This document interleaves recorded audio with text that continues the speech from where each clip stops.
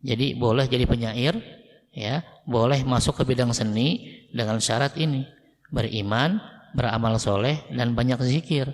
Sehingga ya syairnya pun syair-syair yang mengajak kepada kebaikan, bukan mengajak kepada kemaksiatan.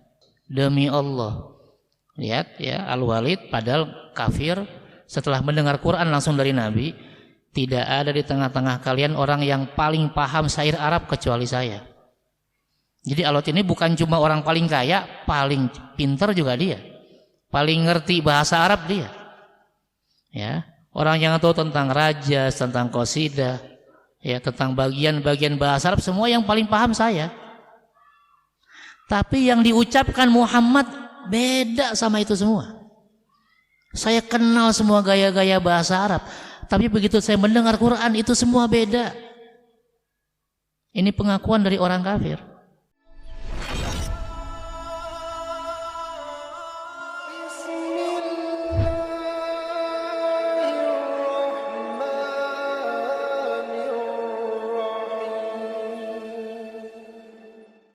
Ya, terima kasih. Assalamualaikum warahmatullahi wabarakatuh.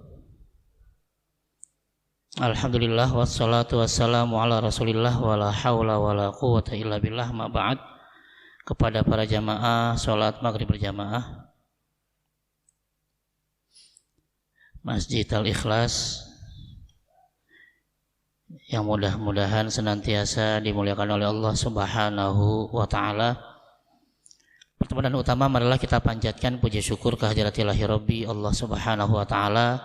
Kemudian salawat serta salam tak lupa kita haturkan kepada baginda Rasulullah sallallahu alaihi wasallam, juga kepada keluarganya, para sahabat, dan kepada seluruh umatnya yang senantiasa istiqomah dalam menjalankan ajaran-ajarannya, dan mudah-mudahan termasuk kita di dalamnya.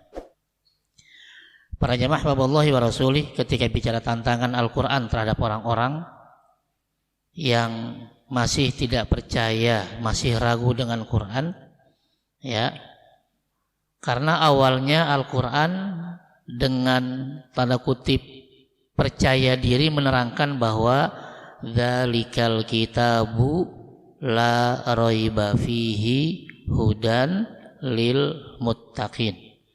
Inilah kitab yang tidak ada keraguan di dalamnya, pasti benar. Ya, sehingga dalam tafsir Munir dijelaskan ketika menjelaskan ayat kedua tadi, ya, yang dimaksud dengan ya dzalikal kitabu la raiba fihi ada 3. Pertama, Al-Quran disebut Al-Kitabul Kamil. Ya, Al-Quran adalah itu ya. Pertama, kitab yang sempurna. Ini harus diyakini oleh umat Islam. Ya, di tafsir Munirnya Profesor Dr. Wahab Az-Zuhairi mengatakan itu. Annahu al-kitabul kamil, kitab yang sempurna. Ya, apa saja, baik maknanya, maksudnya, ceritanya, ibrohnya, tasyriat, hukumnya, semua sempurna. Ya. Lalu yang kedua, bicara Al-Quran adalah annahu la syakka, tidak ada keraguan, meyakinkan fi kaunihi haqqan min indillah, bahwa Al-Quran itu bukan buatan Muhammad, tapi Al-Quran adalah wahyu dari Allah Ta'ala, atau bahasa yang lainnya adalah kalamullah, ya, kalam Allah atau firman Allah. Ya. Lalu yang ketiga, annahu masdaru hidayatin wa irsyad lil mu'minin al muttaqin. Yang ketiga, bahwa Al-Quran itu sebagai sumber. Sumber apa? Sumber petunjuk. Ya, sumber petunjuk hidup, terutama untuk orang-orang yang bertakwa. Itu makna dzalikal kitabu la raiba fihi hudan lil muttaqin. Pertama, Al-Qur'an sebagai kitab yang sempurna. Kedua, Al-Qur'an sebagai wahyu dari Allah Subhanahu wa taala, ya. Dan yang ketiga, Al-Qur'an sebagai sumber petunjuk hidup wabil khusus kepada orang-orang yang beriman. Nah, disinilah orang-orang nggak suka dengan kata-kata ini. Ya, ini dijelaskan nanti dalam tulisan Dr. As-Solabi, seorang ahli sejarah ya, yang menulis banyak kitab sirah nabawiyah. Di halaman 142 di sini ada sedikit penjelasan. Ya, mafhum, ya. Maaf, di sini ada halaman 189 kalau tidak salah tadi ya. Bahwa ada orang-orang yang nggak percaya dengan Al-Quran, sehingga Allah banyak menjelaskan bahwa itu adalah kesalahan mereka yang tidak percaya dengan Quran, bukan kesalahan dari Al-Quran itu sendiri. Nih ya, mafhum. Maaf tadi mana ya? Ya, sehingga nanti di sana dijelaskan Al-Quran, ada yang mengatakan Al-Quran itu seperti syair, Al-Quran itu seperti sihir gitu ya, guna-guna dan seterusnya. Karena banyak orang yang begitu mendengarkan Al-Quran, mereka langsung masuk Islam.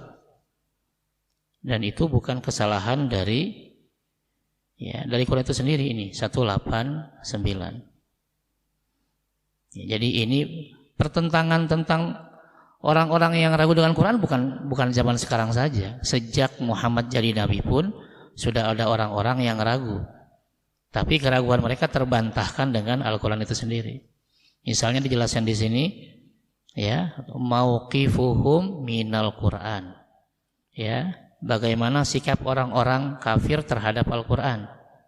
Wa kadzalika lam yusaddiqu, mereka tidak mempercayai annal Quran munazzalun min indillah. Pertama, mereka enggak percaya kalau Al-Quran itu dari Allah. Ya, mereka mengatakan wa'tabaruhu darban minasy-syi'ri. Al-Quran dianggap syair. Ya, jadi tantangan mereka pertama ya, orang-orang yang enggak percaya dengan Quran mengatakan bahwa Al-Quran itu adalah syair. Ya. Jadi di sini ada mauqif sikap orang kafir terhadap Al-Quran. Pertama, Al-Quran dianggap syair.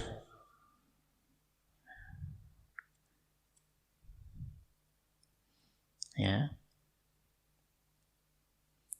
Alladzi kana yunadhimuhu syu'ara, seperti para penyair yang membuat syair dalam bahasa Arab. Ma'anna kulla man qarana bainal Qur'an wa asy'aril Arab ya'lamu annahu mukhtalafun anha. Padahal orang-orang yang coba membandingkan ini syair Arab, ini Al-Quran, pasti melihat perbedaannya. Ya, sehingga Allah jelaskan dalam surat Yasin ayat 69 dan ayat 70, Bismillahirrahmanirrahim, wa ma 'allamnahu syi'ra wa ma yanbaghi lah. Allah tidak mengajarkan syair kepada Nabi Muhammad, karena itu memang enggak penting syair itu. Ya, enggak pas, ngapain Nabi juga fokus belajar syair. In huwa illa dzikrun wa Qur'anun mubin. Yang Allah ajarkan adalah sebagai dzikrun, pengingat, wa Qur'an, dan yang Allah ajarkan adalah Qur'an yang nyata. Liyundzira man kana hayyan. Al-Qur'an ini sebagai pemberi peringatan bagi orang-orang yang hidup, wa yahiqqul qawlu 'alal kafirin, sebagai penegas tentang kesalahan orang-orang kafir. Ya, ini di surat Yasin Allah tegaskan bahwa Quran itu bukan syair. Lalu tegaskan lagi, wa kaifa yakunul Quran syi'ran wa qad nazala fihi dhamun lisyu'ara. Bahkan nanti dalam surat Asy-Syu'ara Allah membuat nama surat namanya Asy-Syu'ara, surat para penyair, surat ke-26. Tapi bukan memuji para penyair di sana. Di sana justru Allah mengingatkan dosa-dosa para penyair. Kalau sekarang penyair kayak pembuat lagu gitu, Ya, di mana dosanya? Ketika dijelaskan di sini wasyu'ara yattabi'uhumul ghawun. Ya, di surat Asy-Syu'ara kita lihat surat 26 dari ayat 224. Ya. Allah katakan hati-hati jadi penyair, bukan banyak bagusnya banyak jeleknya. Sehingga ketika turun ayat ini para penyair yang jadi sahabat Nabi nangis. Mereka bingung, apa saya tobat nggak jadi penyair lagi atau gimana? Karena justru penyair di zaman Nabi itu bukan dianggap baik, dianggap jelek. Ya, di sini ya, wasyu'ara yattabi'uhumul ghawun. Para penyair itu diikuti oleh orang-orang yang sesat. Tuh. Ya, ini kira-kira pujian atau celaan ini? Ayat ini pujian atau celaan? Dan penyair-penyair itu diikuti oleh orang-orang yang sesat. Kira-kira ini pujian atau celaan dari Allah? Ini pasti celaan. Karena yang ikut penyair adalah orang-orang yang sesat, bukan orang yang benar, bukan orang soleh. Sehingga ketika turun ayat ini mereka nangis, ya Rasulullah kita harus gimana nih? Apa saya ganti profesi gitu? Ya, terus di ayat berikutnya ditambahkan lagi ayat 225. Ya, alam taro annahum fi kulli wadin yahimun. Tidakkah kamu melihat bahwasanya mereka mengembara di tiap-tiap lembah? Kalau bahasa sekarang nggak lihat, para penyair kan kerjanya konser melulu, ya kan, mengembara di tiap-tiap lembah, bikin konser ini, konser tunggal, konser apa.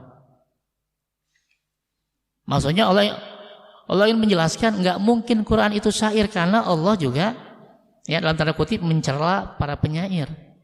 Ya, nanti ada syaratnya, nggak semua penyair dijelekin ya. Nih, baru wa annahum yaquluna ma yaf'alun. Kenapa para penyair dianggap jelek? Karena mereka cuma bisa ngomong doang. Ya, mereka hanya mengatakan apa-apa yang tidak mereka kerjakan. Dan bahwasanya mereka suka mengatakan yang mereka sendiri tidak mengerjakannya. Nah, ketika turun 3 ayat ini para penyair nangis menghadap Rasul, ya Rasul kamu harus gimana? Apakah kami berhenti jadi penyair atau gimana? Ya, barulah kemudian turun ayat terakhir, boleh jadi penyair kalau ayat terakhir ini dijalankan, ayat 227. Illal ladzina amanu wa amilus solihat wa dzakarullaha katsiran wa antasaru min ba'di ma dzulimu wa saya'lamul ladzina dzalamu ayya munqalabin yanqalibun. Ya, jadi awalnya jelek tapi kemudian Allah jelaskan boleh jadi penyair kalau ayat terakhir ini dikerjakan, yaitu penyair-penyair yang beriman, beramal soleh, banyak berzikir, ya, maka mereka akan mendapatkan kemenangan. Ya, jadi boleh jadi penyair, ya, boleh masuk ke bidang seni dengan syarat ini, beriman, beramal soleh, dan banyak zikir, sehingga ya syairnya pun syair-syair yang mengajak kepada kebaikan, bukan mengajak kepada kemaksiatan. Gitu ya, itu poin yang pertama. Jadi terbantahkan kalau yang mengatakan bahwa Quran itu syair. Yang kedua, mereka mengatakan Al-Quran itu semacam sihir. Ya, ini juga dibantah oleh Al-Quran sendiri, bahwa Al-Quran itu bukan produk sihir. Ya, itu poin yang kedua, itu hujatan dari orang-orang yang ragu dan menentang Al-Quran. Di sini dijelaskan dalam surat Al-Haqqah, ya, surat ke berapa Al-Haqqah 69 ya. Bismillahirrahmanirrahim. Innahu laqaulu rasulin karim wa ma huwa biqauli syair. Al-Quran itu bukan ucapan penyair. Qalilan ma tu'minun, amat sedikit kalian mau beriman. Wala biqauli kahin. Al-Quran itu bukan ucapan dukun, bukan mantra. Qalilan ma tadzakkarun. Sangat sedikit kamu yang mau berpikir. Ya, Al-Quran adalah tanzilun min rabbil alamin. Al-Quran adalah ya betul-betul kalamullah yang turun dari Rabbil alamin, Allah pencinta alam semesta. Ini hujatan yang kedua tentang Al-Quran. Hujatan yang ketiga, mereka mengatakan bahwa Nabi itu belajar dari orang dari orang lain yang mereka yang jadi guru Nabi itu justru orang yang nggak bisa bahasa Arab, dipatahkan lagi sama Quran. Orang Al-Quran tuh bahasa Arabnya fasih kok. Masa yang ngajarin orang yang nggak fasih berbahasa Arab? Ya, dan seterusnya dijelaskan di sini ya. Akhirnya ketika mereka terus menerus mengatakan bahwa Al-Quran salah, Al-Quran ini, Al-Quran itu, ya, ingin menjatuhkan Al-Quran, akhirnya Allah menantang mereka. Nih ya tantangannya ya. Pertama, turun surat Al-Isra, surat 17 ayat 88. Ini tantangan balik dari Allah. Bismillahirrahmanirrahim. Qul la in ijtama'atil insu wal jinnu ala an ya'tu bimithli hadzal Qur'an la ya'tuna bimithlihi walau kana ba'duhum li ba'din dhahira. Kata Allah, katakanlah wahai Muhammad, sesungguhnya jika manusia dan jin berkumpul, bikin panitia silahkan. Ya, untuk membuat Al-Quran, bikin Al-Quran 30 juz, bikin 114 surat. Silahkan. Bikin seperti Quran. Apa kata Allah? Niscaya mereka tidak akan dapat membuat seperti Al-Quran. Ini kan tantangan balik. Kalau memang kata kamu Quran itu syair, Quran itu mantra dari dukun, coba kamu bikin silahkan. Allah tantang, ini tantangan pertama. Ya. Sekalipun sebagian mereka menjadi pembantu bagi sebagian yang lain, maksudnya sekalipun manusia dan jin ngumpul semua bikin panitia, nggak akan bisa bikin seperti Quran. Ini tantangannya dan sampai sekarang terbukti tidak ada satupun yang bisa bikin seperti Quran. Ya, itu tantangan pertama, bikin Al-Quran 30 juz atau 114 surat. Ya, atau yang standar 604 halaman, coba silakan bikin.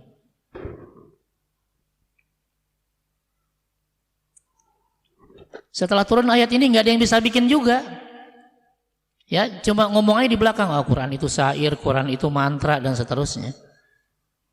Akhirnya diturunkan tantangannya. Ya, yang tadinya suruh bikin satu Quran 30 juz 114 surat, ya udah deh, jangan banyak-banyak. Harusnya kan malu. Ya, karena tantangannya jadi turun. Ya, turunlah surat Hud 11 ayat 13-14. Bismillahirrahmanirrahim. Am yaquluna iftara qul fa'tu bi asyri suwarin mithli muftariyat wad'u man istata'tum min dunillahi in kuntum shadiqin. Kata Allah, bahkan mereka mengatakan Muhammad telah membuat Al-Quran. Ini ucapan orang kafir. Quran itu bukan dari Allah tapi buatan Muhammad. Maka kata Allah, katakanlah wahai Muhammad, kalau demikian, kalau memang Quran buatan Muhammad bukan dari Allah, maka datangkan 10 surat aja. Tantangannya turun ya. Yang tadinya suruh bikin 114 surat, sekarang cuma bikin 10 surat. Ya, nggak sampai 10%. Turun tantangannya. Udah nggak usah banyak ngomong deh, ngomong sana sini Quran dari Muhammad, Quran itu syair, Quran itu mantra. Coba bikin kayak Quran. Kalau memang benar Al-Quran itu buatan Muhammad. Ya, dan panggillah orang-orang yang kamu sanggup memanggil selain Allah jika kamu memang orang-orang yang benar. Turun tantangannya. Tapi Allah jawab lagi, fa illam yastajibu lakum fa'lamu annama ya unzila bi ilmillahi wa an la ilaha illa huwa fal antum muslimun. Jika mereka yang kamu seru itu tidak menerima seruanmu, ajakanmu itu, maka katakanlah olehmu, ketahuilah sesungguhnya Al-Quran diturunkan dengan ilmu Allah dan bahwasanya tidak Tuhan selain Allah, maka maukah kamu berserah diri kepada Allah. Turun tantangannya dari bikin 114 surat, diminta cuma bikin 10 surat. Kalau memang Al-Quran bukan dari Allah. Ya. Ditegaskan lagi di sini, ya, nggak bisa juga, udah bikin 1 surat aja. Tuh. Padahal 1 surat berapa ayat? Yang paling pendek, cuma 3 ayat. Bikin deh sepanjang wal asri, sepanjang inna a'toina, ya, sepanjang idza jaa, kan pendek. Bayangkan dari 114 surat turun jadi 10, turun lagi jadi 1. Buat orang-orang yang ragu dengan Quran. Ya, am yaquluna iftara qul fa'tu bi suratin mithli wad'u man istata'tum min dunillah in kuntum shadiqin. Ya, Mereka ngomong lagi di belakang, Muhammad yang bikin Quran, bukan dari Tuhan, bukan dari Allah. Maka katakanlah wahai Muhammad, kalau emang itu betul, ya, itu buatan Muhammad dan Muhammad juga manusia, berarti kalian yang sama dengan Muhammad harusnya bisa bikin juga kan, sama-sama orang Arab. Ya, cuma minta sebuah surat, bukan lagi 114, bukan lagi 10, satu aja. Nggak sanggup, panggil teman-temanmu yang lain. Ya, nggak sanggup manggil manusia, panggil jin kalau bisa, silahkan untuk bikin yang seperti Quran. Ya, akhirnya dijelaskan di Al-Baqarah ini poin kitanya. Ya, wa in kuntum fi raibim mimma nazzalna 'ala abdina, kalau kamu masih ragu dengan Quran, ini bahayanya. Ya, makanya bingung kalau ada orang Islam ragu sama Quran. Ya. Yang telah Allah wahyukan kepada hambanya yaitu Muhammad, bikin satu surat aja. Tuh. Ya. Nggak usah banyak-banyak, satu surat aja. Dan ajak orang lain, silahkan kalau memang kamu benar. Tapi Allah jawab langsung, fa'il lam taf'alu, kamu nggak bisa membuat seperti Quran, baik ya sekarang maupun sampai hari kiamat. Tantangan ini berlaku sampai hari kiamat. Silahkan. Kalau memang Quran bukan dari Allah, silahkan bikin kayak Quran. Dan sampai sekarang nggak ada yang berhasil. Berarti kita harus meyakini bahwa Quran dari Allah Subhanahu wa ta'ala. Bahkan yang masih ragu juga tapi nggak bisa bikin kayak Quran, hati-hati bahwa orang yang ragu dengan Quran siap-siap akan menjadi bahan bakar dari neraka. Neraka tuh bahan bakarnya manusia dan batu. Manusia yang ingkar dan ragu kepada Al-Quran. Ya, na'udzubillah min dzalik. Ya, ini sedikit tentang tantangan bagi orang-orang yang ragu terhadap Al-Quran. Sebelum selanjutnya ada pertanyaan, silakan. Ada yang mau tanya, silakan.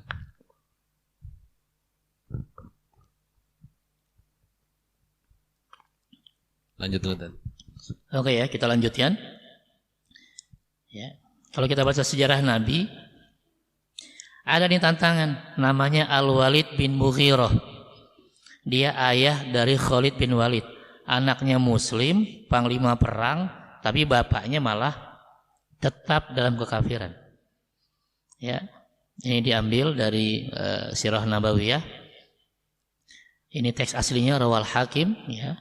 Imam Hakim dalam kitabnya Al-Mustadrak, lalu Imam Baihaqi dalam kitabnya Dalailun Nubuwah, dan Imam Baihaqi mengatakan bahwa hadis ini sahih.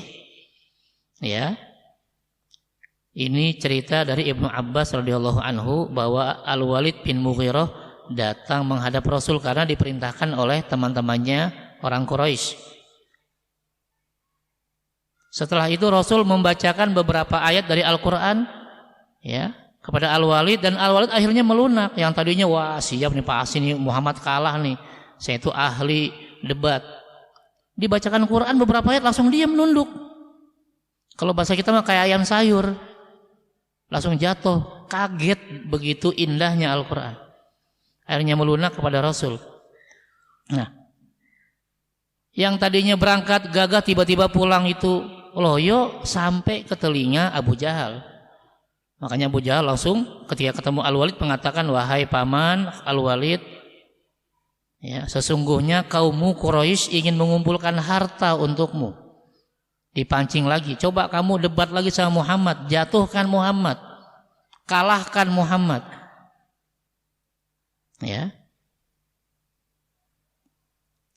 Ya, ini teks aslinya. Terus, sungguh kamu telah menemui Muhammad untuk menyampaikan keinginan kami itu untuk menundukkan Muhammad, mengalahkan Muhammad. Itu awalnya. Apa kata Al-Walid? Ya, Quraisy tahu saya itu orang paling kaya, jadi ngapain ngumpulin duit buat saya? Orang yang paling kaya di Mekah tuh saya, ngapain? Jadi saya nggak butuh duit kalian. Ya, itu kata Al-Walid. Apa kata Abu Jahal? Ya, kami nggak mau tahu, pokoknya sampaikan pada suku Quraisy bahwa kamu mengingkari atau membenci Muhammad dan membenci apa yang dibawanya itu Al-Quran. Ya, lihat apa kata Al-Walid, ya, karena dia telah mendengar Quran langsung dari Nabi. Apa menurutmu yang harus saya katakan pada orang-orang Quraisy? Demi Allah. Lihat ya, Al-Walid padahal kafir, setelah mendengar Quran langsung dari Nabi, tidak ada di tengah-tengah kalian orang yang paling paham syair Arab kecuali saya. Jadi Al-Walid ini bukan cuma orang paling kaya, paling pintar juga dia. Paling ngerti bahasa Arab dia. Ya, orang yang tahu tentang raja, tentang qasidah, ya, tentang bagian-bagian bahasa Arab, semua yang paling paham saya. Tapi yang diucapkan Muhammad beda sama itu semua. Saya kenal semua gaya-gaya bahasa Arab, tapi begitu saya mendengar Quran itu semua beda.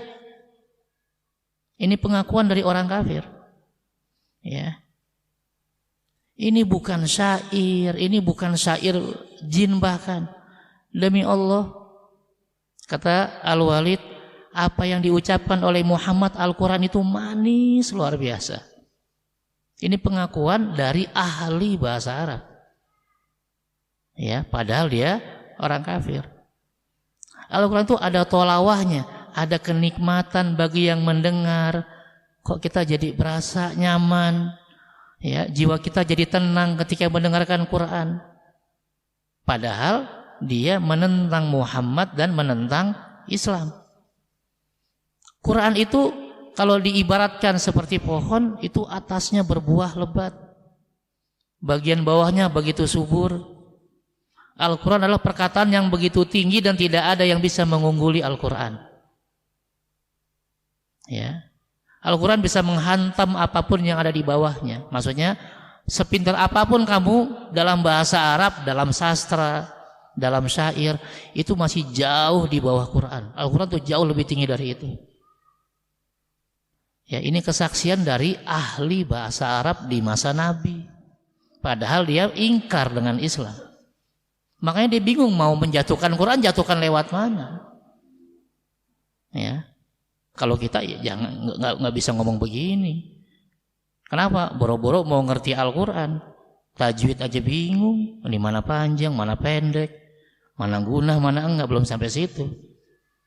Ya, tapi ini adalah ya persaksian dari seorang ahli bahasa Arab di zaman Nabi masih hidup. Padahal dia ingkar dengan Islam. Tapi dia nggak bisa nerima kalau Quran dijelekin, karena dia dengar sendiri dari Nabi dan dia tahu itu luar biasa bahasanya. Ya. Sehingga apa kata Abu Jahal? Ya, qala la yardu anka qaumuka hatta taqula fi. Ya, Abu Bakar tetap kekeh. Pokoknya kamu harus ngomong ngejelekin Quran, ngejelekin Muhammad, nggak bisa. Ya, karena kamu bagian dari Quraisy dan kamu menentang Islam, berarti kamu juga harus ngejelekin Quran, ngejelekin Muhammad. Itu kata Abu Jahal. Padahal awalnya dia sudah bilang, saya nggak bisa jelekin Quran. Quran terlalu bagus untuk dijelekin, dari sisi manapun nggak bisa. Bahasanya indah, manis. Ya, kalau pohon tadi ibarat buahnya luar biasa, banyak akarnya menjulang ke bawah kuat. Ya, tidak ada yang bisa menandingi sastra Al-Quran. Indahnya luar biasa. Dan kita bisa tahu nanti, mungkin kalau ada yang mau mendalami bahasa Arab, belajar ilmu nahu dulu, cara menyusun bahasa Arab, menyusun kalimat, lalu belajar ilmu sorof, cara mengetahui pecahan kata, mana kata yang dasar, mana kata yang imbuhan. Setelah ini difahami, nanti naik satu level belajar ilmu balaghah, ilmu sastra atau keindahan bahasa Arab. Ya, kalau sudah belajar balaghah nih, baru kita bisa tahu ketika baca Quran, indahnya luar biasa. Ya, buat orang yang sudah paham ilmu balaghah itu ya. Tapi jangan langsung balaghah, nahu sorofnya ditinggal, jangan. Nanti bukannya paham balaghah jadi belagu, paham juga enggak. Karena emang dasarnya itu ya. Stepnya nahu sorof dulu, dipahami, baru naik satu level belajar ilmu balaghah. Tapi kalau baca-baca doang nggak apa-apa, tinggal buka Google aja, tulis ilmu balaghah kayak apa sih. Itu ya. Nah, Ketika belajar balaghah itu kita bisa tahu bahwa sebagus apapun syair Arab, perkataan bahasa Arab masih jauh di bawah Quran. Masih lebih bagus bahasa Al-Quran. Itu ya. Ya, karena didesak oleh Abu Jahal, kaummu nggak akan ridho sebelum kamu mengatakan sesuatu yang buruk tentang Quran. Akhirnya Al-Walid udah, biarkan saya berpikir dulu. Mikir, barulah Al-Walid mengatakan Al-Quran ini adalah sihir yang dipelajari dan Muhammad mempelajarinya dari orang lain. Ya, ucapan ini karena desakan dari Abu Jahal. Makanya hati-hati kalau punya teman jangan yang nggak benar, nanti kita ikut-ikutan nggak benar. Sehingga Allah turunkan surat Al-Muddatsir ayat 11 untuk menjelaskan kekeliruan dari Al-Walid, padahal awalnya dia sudah bagus mengatakan Al-Quran begitu indah, begitu manis dan luar biasa. Tapi karena desakan Abu Jahal akhirnya dia mengucapkan perkataan-perkataan yang justru akhirnya memasukkan dia ke neraka. Sa'uslihi saqar, ya nanti di ujungnya. Kalau kita baca nanti Allah sampai menjelaskan bagaimana proses berpikir dari Al-Walid ini, bapak dari Khalid bin Walid. Ya, yang tadinya dia lempeng berpikirnya, menjelaskan Quran dengan benar, tapi karena kemakan oleh Abu Jahal, akhirnya dia membuat statement yang justru membuat dia masuk neraka. Ya, di surat 74. Ya, Al-Muddatsir mulai ayat 11. Ya, saya bacakan saja terjemahnya ya. Lihat. Ya, dari ayat 11, biarkanlah aku bertindak terhadap orang yang aku telah menciptakannya sendirian, dan aku jadikan baginya harta benda yang banyak dan anak-anak yang selalu bersama dia, dan kulapangkan, kata Allah, rezekinya. Maka tadi bilang saya orang paling kaya di Mekah dengan selapang-lapangnya. Kemudian dia ingin sekali supaya Allah menambahnya, sekali-kali tidak akan Allah tambah, sesungguhnya dia menentang ayat-ayat Quran. Lihat, sa'urhiquhu sa'uda, aku akan membawa ini dengan pendakian yang memayahkan. Sesungguhnya dia, Al-Walid, telah memikirkan, innahu fakkara wa qaddara, dia berpikir dan dia menetapkan. Faqutila kaifa qaddar, celakalah apa yang telah dia tetapkan. Tsumma qutila kaifa qaddar, kemudian celakalah dia bagaimana dia menetapkan hal yang batil. Tsumma nazar, dia mikir lagi. Tsumma abasa wa basar, kemudian dia bermuka masam dan merengut. Tsumma adbar wastakbar, kemudian dia berpaling dari kebenaran dan menyombongkan diri. Faqol, inilah statementnya yang direkam oleh Al-Quran. Lalu Al-Walid mengatakan, in hadza illa sihru yu'thar, Al-Quran ini tidak lain hanyalah sihir yang dipelajari dari orang-orang dahulu. In hadza illa qaulul bashar, Al-Quran tidak lain hanyalah perkataan manusia. Lihat apa kata Allah ayat berikutnya, sa'uslihi saqar, Allah akan masukkan dia ke dalam neraka Saqar. Padahal tadinya udah benar, tapi karena dipaksa oleh Abu Jahal sehingga muncullah statement yang merusak. Nah, ketika Khalid masuk Islam, lalu diajarkan ayat ini, nangis sejadi-jadinya. Ayat ini buat siapa? Kata Khalid. Buat bapakmu, Al-Walid. Ya Allah, nangis dia. Kok bapak saya bisa ngomong kayak gini? Kurang apa dia? Kaya, udah paling kaya di Mekah. Anak sehat-sehat semua, bagus-bagus semua. Ya, anaknya jadi panglima perang semua, kok nggak bersyukur? Ya, jadi anaknya aja nyesel banget, kenapa kok bapak saya bisa ngomong kayak gini? Kan dia ngerti, dia ahli bahasa Arab, dia tahu bagaimana indahnya Al-Quran. Ya, kenapa dia bisa mengatakan gitu? Di sini nanti. Ya, tsumma adbar wastakbar, dia berpaling dari kebenaran dan dia menyombongkan diri. Dia merasa bahwa dia sudah ya yang paling tinggi. Ini yang bahaya. Kalau sudah sombong, akhirnya yang benar pun bisa dianggap salah dan sebaliknya. Ya, na'udzubillah min dzalik. Monggo ada pertanyaan silahkan. Silakan Pak, jika ada yang bertanya. Jangan minum dulu Ustadznya. Ya, ini tadi sedikit tentang orang kafir yang tadinya justru respect dengan Quran. Dan ini terus menerus ada. Bahkan nanti ketika Rasul wafat, ada orang ngaku jadi nabi, terus mengatakan ada wahyu turun, tapi ternyata diketahui sama orang Arab karena nggak selevel sama Quran.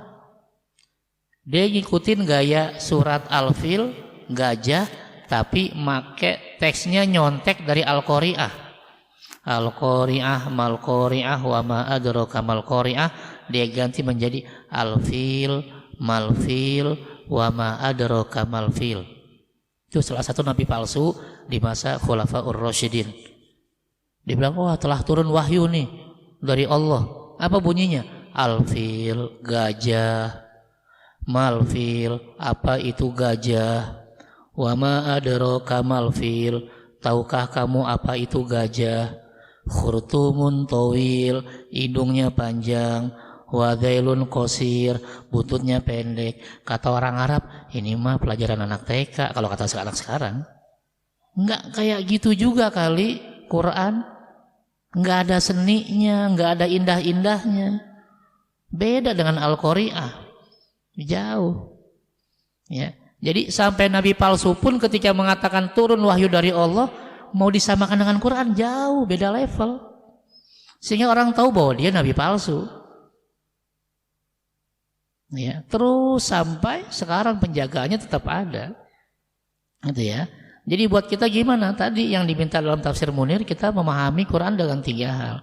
Pertama, Quran adalah kitab yang sempurna. Al-Kitabul Kamil. Yakin. Karena Allah mengatakan tadi, dzalikal kitabu la raiba fihi. Al-Quran tidak ada keraguan di dalamnya, harus yakin 100%.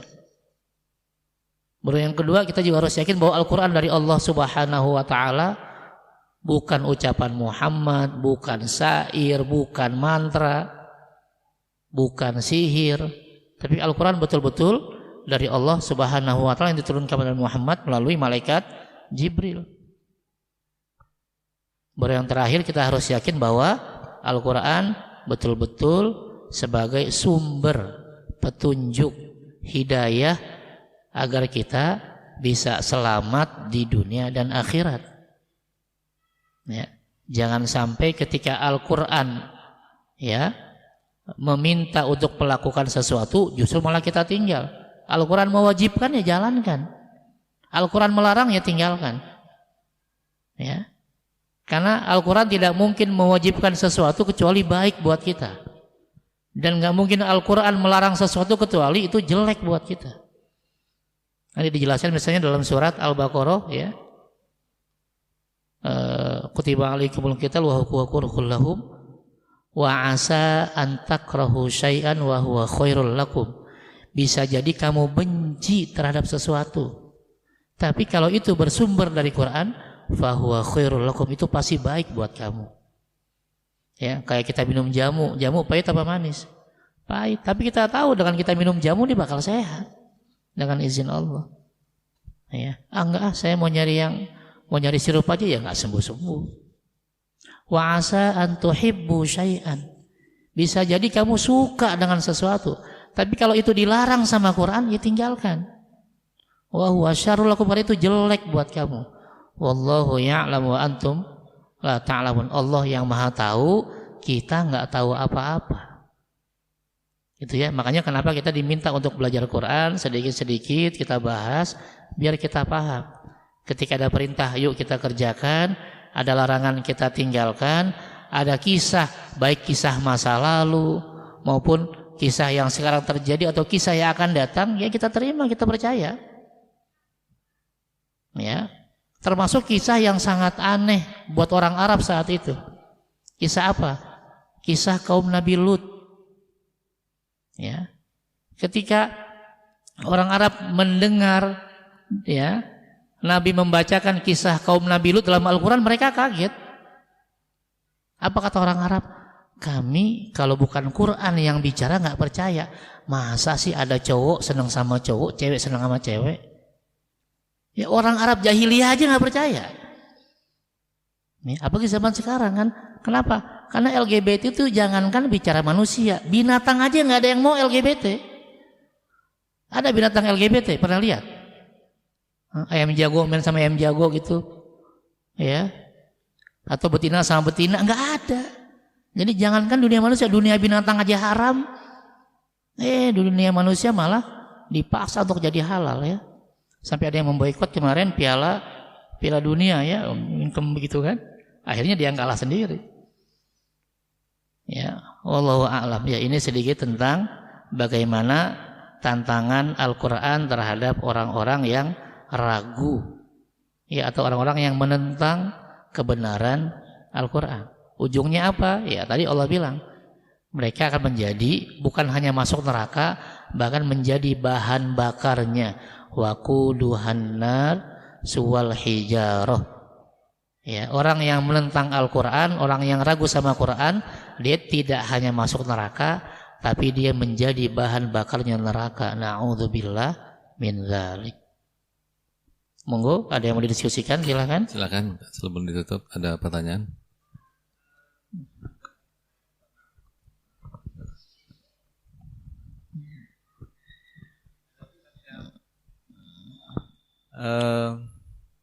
Membahas mengenai surat pertama yang turun yaitu Iqra, bacalah.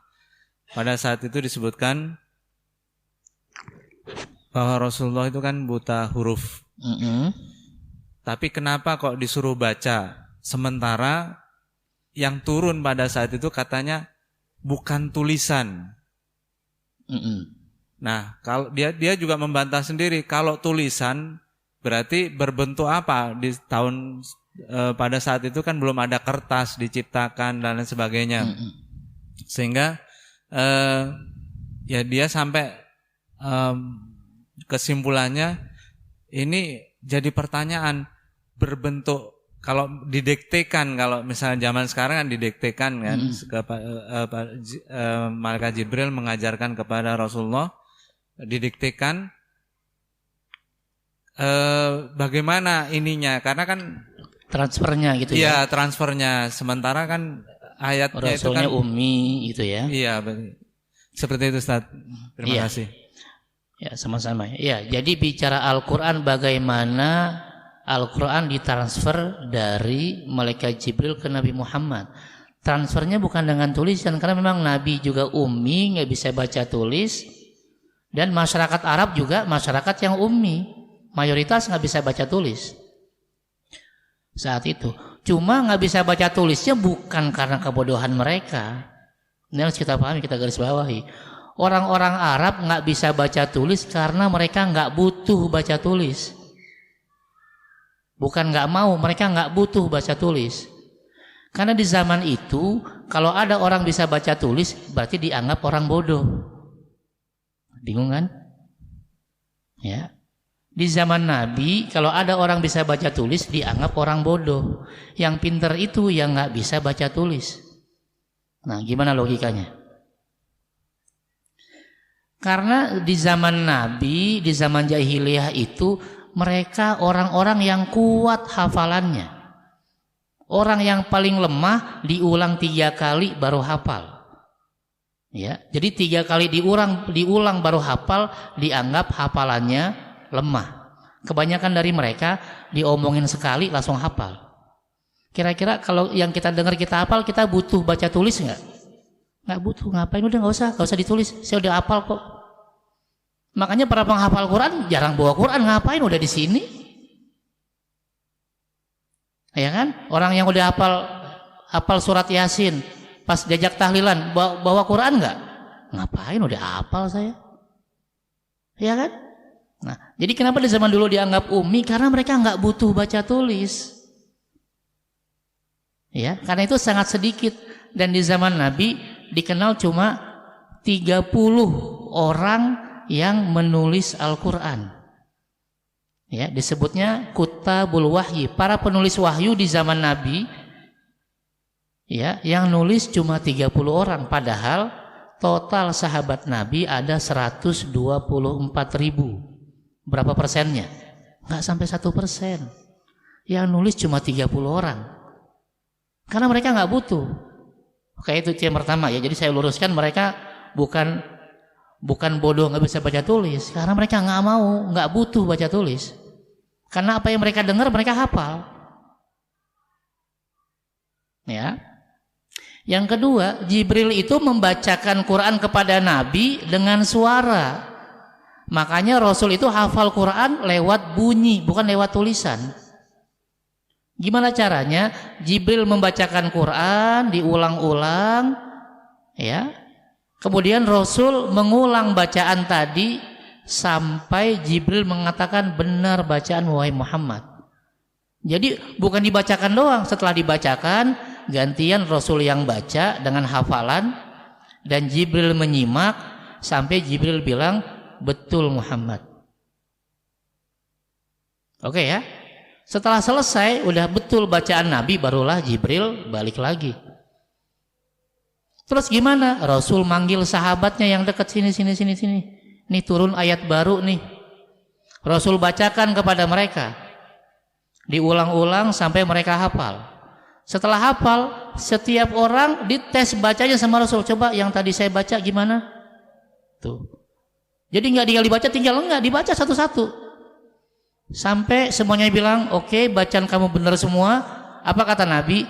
Yang nggak bisa baca tulis, bubar bacakan kepada orang lain.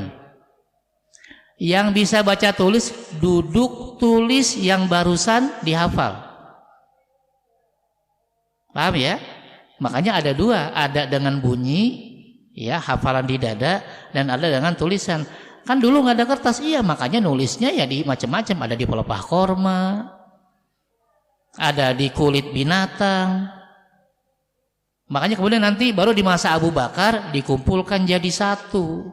Di zaman Nabi masih kemana-mana nggak dikumpulin. Kenapa? Nggak butuh rata-rata pada hafal Quran. Nanti di masa Abu Bakar ada 2 kali peperangan, dua-duanya banyak para penghafal Quran yang mati syahid. Perang pertama 70 orang penghafal Quran mati syahid.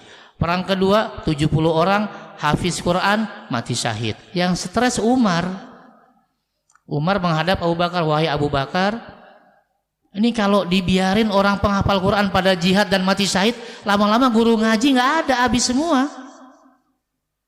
Ya kata Abu Bakar, gimana saya ngelarang? Dia semangat pengen jihad, tapi gimana nih nanti lama-lama Quran jadi nggak bisa diajarkan kepada generasi berikutnya. Akhirnya gimana?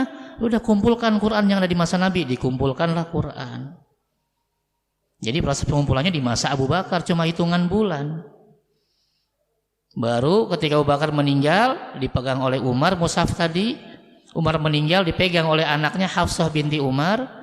Ketika terjadi permasalahan bacaan di masa Utsman, diminta lagi Quran yang dipegang oleh anaknya Umar, di copy paste jadi 5 atau 6, lalu disebarkan ke beberapa kota besar plus guru ngajinya. Dibawa ke Mekah sama guru ngajinya, dibawa ke Mesir plus guru ngaji, dibawa ke Syam, ke Irak plus guru ngajinya. Ya, jadi kalau dengan Nabi gimana? Dengan Nabi memang dengan bunyi. Tapi kemudian Nabi langsung minta sahabat yang bisa baca tulis untuk menuliskannya saat itu juga. Jadi Quran lewat 2 cara, lewat bacaan dan lewat tulisan. Gitu ya. Baru bahasa berikutnya nanti muncullah ilmu tajwid. Ya, untuk memudahkan kita belajar Quran. Ya itu sejarahnya memang betul, awalnya tidak pakai kertas. Ya, bahkan Quran yang di copy paste di masa Utsman ada zaman sekarang. Buka Google aja. Ketemunya bukan di Timur Tengah. Ketemunya di perpustakaan di Inggris di Birmingham. Ditulis di atas kulit. Ya. Begitu saya zoom, saya baca, alhamdulillah nggak bisa baca. Karena masih asli tulisannya di zaman Nabi. Bagaimana aslinya? Quran zaman itu tidak ada nomor ayat. Masalah nggak? Nggak apa-apa ya. Nomor ayatnya nggak ada. Yang kedua, tidak ada tanda wakof. Bingung berhentinya di mana? Ayatnya nggak, tanda wakofnya nggak ada. Ya. Yang ketiga, nggak ada harokatnya, a, i, u, an, in, un nggak ada, gundul. Tasdidnya nggak ada, sukunnya nggak ada. Yang keempat, titiknya nggak ada. Stres kan? Jadi ba, ta, fa, na, ya nggak ada bedanya. Itu Quran yang asli ditulis di zaman Nabi sampai masa Utsman bin Affan. Jadi bayangkan, nggak ada ayat, nomor ayat, nggak ada tanda wakaf, apalagi ya, tidak ada harokat gundul dan tidak ada titiknya. Gimana cara ngajinya ya, Pak? Ya, yang kayak gitu aja yang hafal banyak. Kita lengkap, pakai warna, pakai apa-apa. Susah juga ngajinya. Terus yang salah siapa? Yang salah kitanya, kurang semangat. Gitu ya. Jadi itu prosesnya. Jadi kalau ditanya Quran zaman Nabi kayak apa? Ya kayak gitu. Makanya kalau saya dengar teman-teman, saya mau belajar Qurannya, kembali ke Quran dan Sunnah di masa Rasul aja. Ya gimana bacanya? Nggak ada nomor ayat, nggak ada harokat, nggak ada titik, nggak ada tanda wakaf. Ya gitu ya, itu wallahu a'lam. Jadi itu prosesnya sehingga ya kemurnian Al-Quran, keaslian Al-Quran terjaga sampai hari kiamat. Ya wallahu a'lam. Oke, saya kembalikan ke moderator. Ya, terima kasih. Assalamualaikum warahmatullahi wabarakatuh.